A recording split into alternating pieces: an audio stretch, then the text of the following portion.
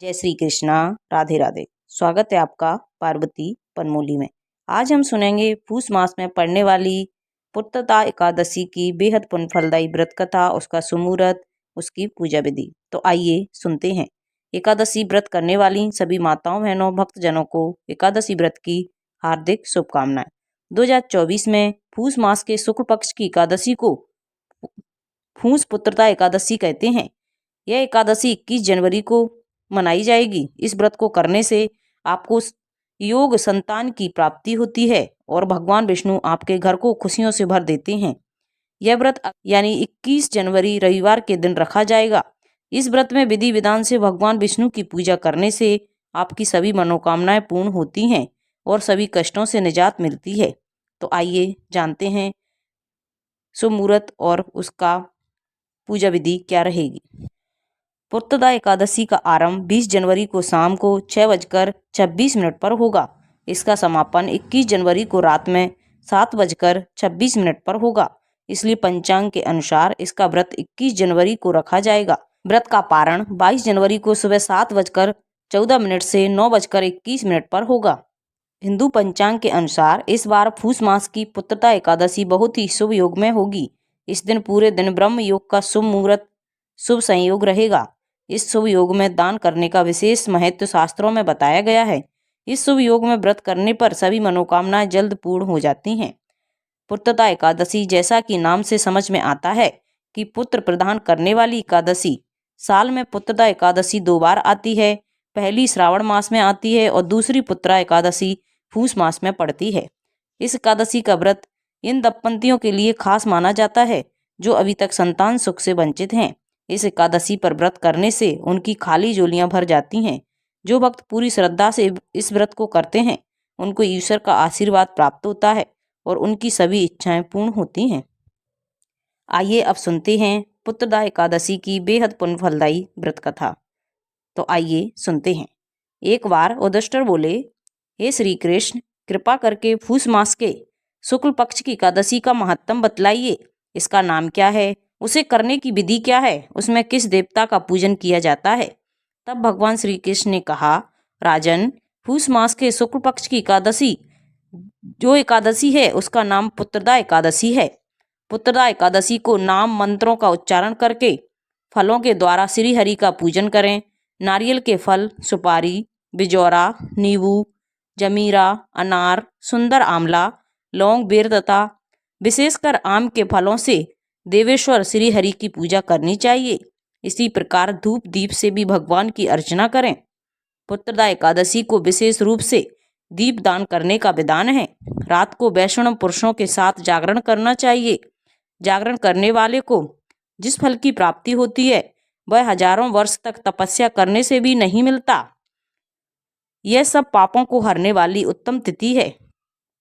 चराचर जगत सहित समस्त त्रिलोकी में इससे बढ़कर दूसरी कोई तिथि नहीं है। समस्त कामनाओं तथा सिद्धियों को दाता भगवान नारायण इस तिथि के आदि देवता हैं। पूर्व काल की बात है। भद्रावतीपुरी में राजा सुकेतुमान राज्य कर रहे थे। उनकी रानी का नाम चंपा था। राजा को बहुत समय तक कोई वसुंधर पुत्र प्राप्त नहीं हुआ। इसलिए दोनों पति पत्नी सदा चिंता में और शोक में डूबे रहते थे। राजा के पितृ उनके दिए हुए जल को शोक आच्छावास से गर्म करके पीते थे। राजा के बाद और कोई ऐसा नहीं दिखाई देता जो हम लोगों का तर्पण करेगा, यह सोचकर पितृ दुखी रहते थे। एक दिन राजा घोड़े पर सवार होकर गहन वन में चले गए। पंडितों आदि किसी को भी इस बात का पता न था। मृग और पक्षियों से सेवित उस घने वन में राजा भ्रमण करने लगे। मार्ग में कहीं सियार की बोली सुनाई पड़ती तो कहीं उल्लुओं की। जहां तहां भालू और हिरण दृष्टिगोचर हो रहे थे। इस प्रकार घूम घूम कर राजा वन की शोभा देख रहे थे। इतने में दोपहर हो गई। राजा को भूख और प्यास सताने लगी। वे जल की खोज में इधर उधर भटकने लगे। किसी पुण्य के प्रभाव से उन्हें एक उत्तम सरोवर दिखाई दिया जिसके पास ही मुनियों से बहुत से आश्रम थे। शोभावली नरेश ने उन आश्रमों की ओर देखा। उस समय शुभ की सूचना देने वाले शकुन होने लगे। राजा का दाहिना नेत्र और दाहिना हाथ फड़फड़ाने लगा जो उत्तम फल की सूचना दे रहा था। सरोवर के तट पर बहुत से मुनि वेद पाठ कर रहे थे।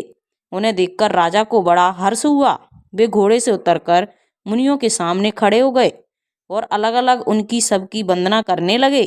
वे मुनि उत्तम व्रत का पालन करने वाले थे। जब राजा ने हाथ जोड़कर बारंबार दंडवत किया तब मुनि बोले, राजन, हम लोग तुम पर प्रसन्न हैं। तब राजा बोले, आप लोग कौन हैं? आपके नाम क्या हैं तथा आप लोग किस लिए यहाँ एकत्रित हुए हैं? कृपया यह सब बतलाइए। तब मुनि बोले, राजन, हम लोग विश्वदेव हैं, यहाँ स्नान के लिए आए हैं। माघ मास निकट आया है। आज से 5वें दिन माघ का स्नान आरंभ हो जाएगा। आज ही पुत्रदा एकादशी नाम की एकादशी है, जो व्रत करने वाले मनुष्यों को पुत्र देती है। राजा ने कहा, विश्वदेवगण, यदि आप लोग प्रसन्न हैं तो मुझे पुत्र दीजिए। तब मुनि बोले, राजन, आज पुत्रदा एकादशी नाम की एकादशी है। उसका व्रत बहुत विख्यात है। तुम आज इस उत्तम व्रत का पालन करो। महाराज, भगवान केशव के प्रसाद से तुम्हें पुत्र अवश्य प्राप्त होगा।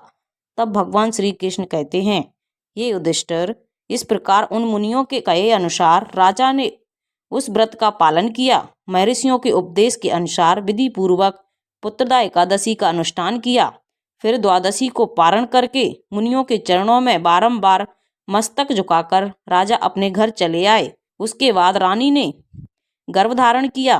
प्रसव काल आने पर पुण्य कर्म राजा को तेजस्वी पुत्र प्राप्त हुआ, जिससे अपने गुणों से पिता को संतुष्ट कर दिया। वह प्रजा का पालक हुआ। इसलिए हे राजन, पुत्रदा एकादशी का उत्तम व्रत अवश्य करना चाहिए।